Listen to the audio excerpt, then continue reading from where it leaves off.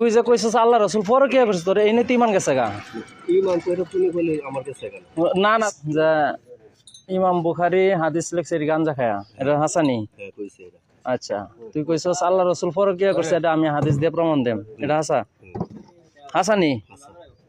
আল্লাহ রাসূল বউ ফিরাইতো এটা হাসানি হ্যাঁ এটাও আছে। বুঝছেন হুজুর তার মানে আমি যে কথাটি কইছি হ্যাঁ আমার লোক কইছে এটা আমি নিজেতে কইছি না নামাজ বলতে কিছু নাই। আর নামাজ বলতে কিছু নাই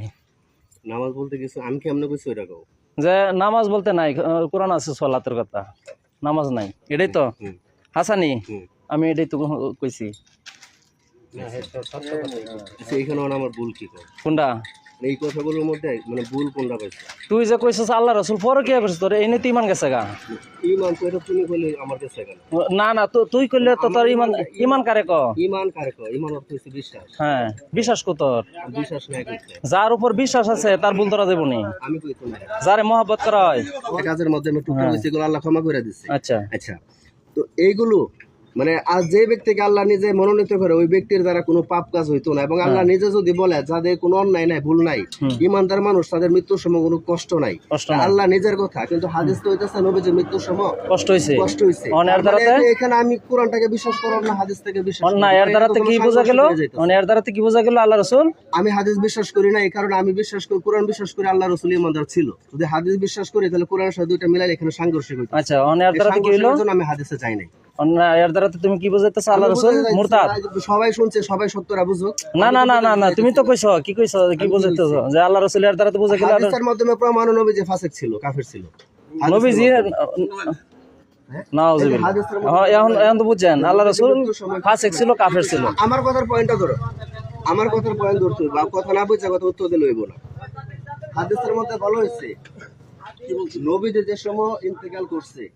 ওই সময় নবী যে মৃত্যুর কষ্ট পাইছে হ্যাঁ আমি হাদিস দেখাইতেছি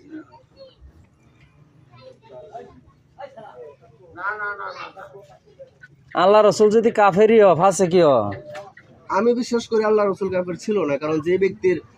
দায়িত্ব আল্লাহ নিজে নেয় ওই ব্যক্তি কোনোভাবে কাফের ছিল না ছিল না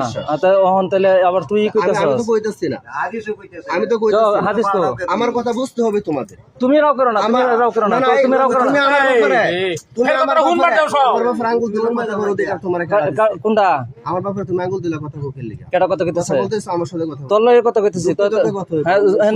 যুক্তি না না এটাই তো এই প্রমাণ এটা প্রমাণ অন্য কোনো কিছু না আচ্ছা রাসূল যে মৃত্যুর কষ্ট পাইছে এইটাই হাদিসটা কও। এটা হাদিস আমার যদি এখানে ভুল হয় হ্যাঁ হ্যাঁ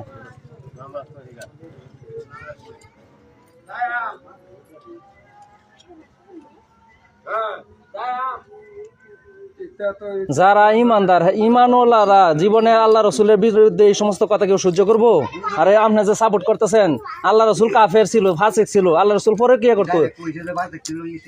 আমি তো আগেই কইছি চিন্তা করেন আল্লাহ অবস্থা এখন